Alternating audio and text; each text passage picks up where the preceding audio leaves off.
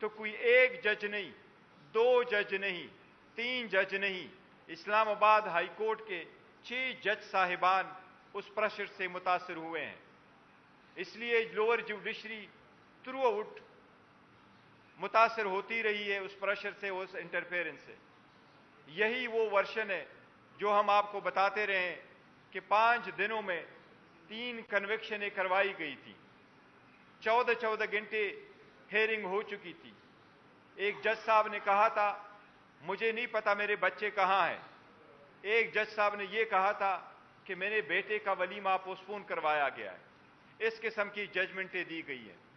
इस किस्म की जजमेंटें हुई जिसके ट्रायल के दौरान क्रॉस एग्जामिनेशन की इजाजत नहीं थी।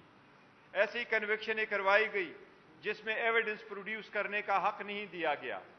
इस तरीके से जज साहब ने केस कंक्लूड कर लिया था कि हम गए आर्गुमेंट्स के लिए, लेकिन आर्गुमेंट्स के बजाय जज साहब ने अपना डिसीजन अनाउंस किया।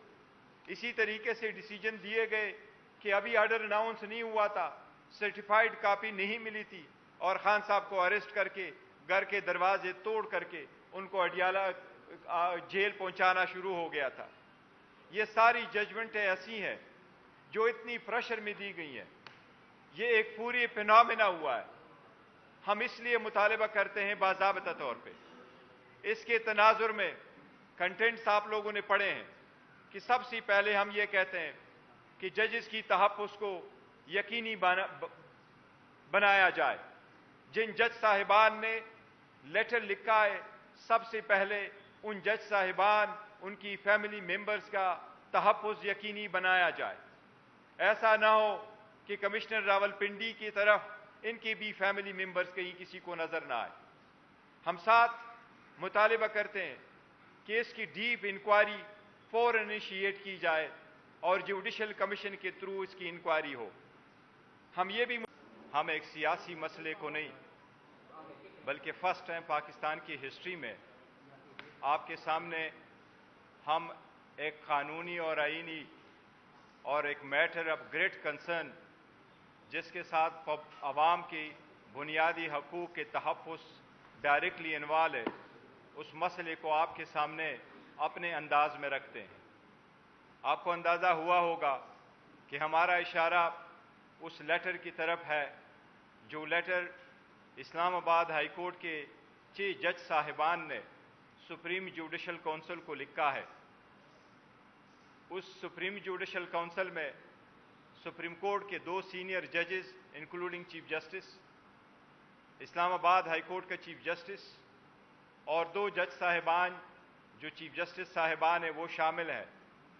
इनको जो लेटर लिखा गया है, that letter speaks for itself. लेकिन उसमें जो जज साहिबान ने जिंदगी में पहली मर्तबा कोई ऐसा लेटर लिखा है, ये पाकिस्तान की जुडिशरी के लिए एक टर्निंग पॉइंट है। ये हम तो कहते रहे और 2 साल से कहते चले आ रहे थे, लेकिन अल्लाह ने रहम किया। जज साहिबान को भी अल्लाह ने हिम्मत दी, उनको भी अल्लाह ने जुबान दे दी, और वो अपनी बर्दाश्त पे जितना बर्दाश्त करते रहे, एक हद पूरा हुआ और आखिरकार उन्होंने अपना वर्शन आप लिखा जज साहिबान ने, और सब ने इंडिविजुअली उन पे दस्तखत किए और सब ने सुप्रीम जुडिशल काउंसिल के सामने भेजा। उसमें जो सबसे बड़ी बात है कंसर्न वाली, वो सिर्फ ये नहीं है कि उन्होंने ये जिक्र किया है कि इस्लामाबाद हाई कोर्ट और सबऑर्डिनेट जुडिशरी में किस किस्म की इंटरफेरेंस हुई है, बल्कि उन्होंने लेटर में यह भी लिखा है कि वो इंटरफेरेंस आज भी कंटिन्यूड है। इस किस्म की इंटरफेरेंस की हम शदीद मजम्मत करते हैं। जज साहिबान ने उसमें जो तफसील लिखी है वो आप लोगों ने देखा है।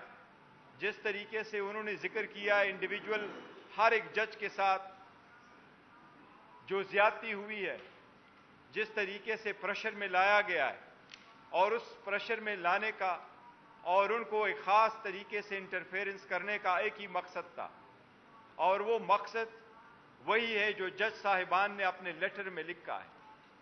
और लेटर में ये लिखा है कि ये इंटरफेरेंस एक किस्म के पॉलिटिकली मोटिवेटेड केसेस में हुआ है। हम ये समझते हैं, आप उनकी पूरी तफसील देके, वो सिर्फ पॉलिटिकली मोटिवेटेड केसेस में पॉलिटिकल कंसीक्वेंस का लफ्ज जज साहिबान ने इस्तेमाल किया है। वो सिर्फ पाकिस्तान तहरीक इंसाफ के थे। चाहे वो टरियान का केस है जिसमें उन्होंने जिक्र किया था, जो हम पहले मरतबा भी मीडिया के सामने ला चुके थे, हमने इन राइटिंग कोर्ट के सामने भी उनको रखा था। उसमें तोशाखाना का केस भी शामिल है, जिसमें सेशन जज साहब पे जिस किस्म की प्रेशर डाला गया है, लिहाजा उसके जो तनाजुर है, कंटेंट्स है, उस लेटर के कंटेंट्स में अगर आप डीपली जाएं तो कोई एक जज नहीं, दो जज नहीं, तीन जज नहीं, इस्लामाबाद हाई कोर्ट के 6 जज साहिबान उस प्रेशर से मुतासर हुए हैं। इसलिए लोअर जुडिशरी थ्रू आउट मुतासर होती रही है उस प्रेशर से, उस इंटरफेरेंस से। यही वो वर्शन है जो हम आपको बताते रहे हैं कि 5 दिनों में 3 कन्विक्शनें करवाई गई थी, 14-14 घंटे हेयरिंग हो चुकी थी। एक जज साहब ने कहा था मुझे नहीं पता मेरे बच्चे कहां हैं। एक जज साहब ने यह कहा था कि मेरे बेटे का वलीमा पोस्टपोन करवाया गया है। इस किस्म की जजमेंटें दी गई हैं। इस किस्म की जजमेंटें हुई जिसके ट्रायल के दौरान क्रॉस एग्जामिनेशन की इजाजत नहीं थी। ऐसी कन्विक्शनें करवाई गई जिसमें एविडेंस प्रोड्यूस करने का हक नहीं दिया गया।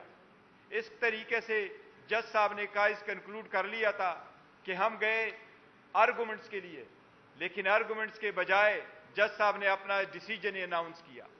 इसी तरीके से डिसीजन दिए गए कि अभी ऑर्डर अनाउंस नहीं हुआ था, सर्टिफाइड कॉपी नहीं मिली थी, और खान साहब को अरेस्ट करके घर के दरवाजे तोड़ करके उनको अडियाला जेल पहुंचाना शुरू हो गया था। ये सारी जजमेंटें ऐसी हैं जो इतनी प्रेशर में दी गई हैं। ये एक पूरी फिनोमेना हुआ है। हम इसलिए मुतालिबा करते हैं बाज़ाब्ता तौर पे, इसके तनाजुर में कंटेंट्स आप लोगों ने पढ़े हैं कि सबसे पहले हम ये कहते हैं कि जजेस की तहफ़्फ़ुज़ को यकीनी बनाया जाए। जिन जज साहिबान ने लेटर लिखा है, सबसे पहले उन जज साहिबान, उनकी फैमिली मेंबर्स का तहफ़्फ़ुज़ यकीनी बनाया जाए। ऐसा ना हो कि कमिश्नर रावलपिंडी की तरफ इनके भी फैमिली मेंबर्स कहीं किसी को नजर ना आए। हम साथ मुतालिबा करते हैं कि इसकी डीप इंक्वायरी फौरन इनिशिएट की जाए और जुडिशल कमीशन के थ्रू इसकी इंक्वायरी हो। हम ये भी मुतालिबा करते हैं कि इंक्वायरी, इन्वेस्टिगेशन और proceeding full supreme court open court में करें। यह अदलिया की आज़ादी के लिए बहुत ज़रूरी है।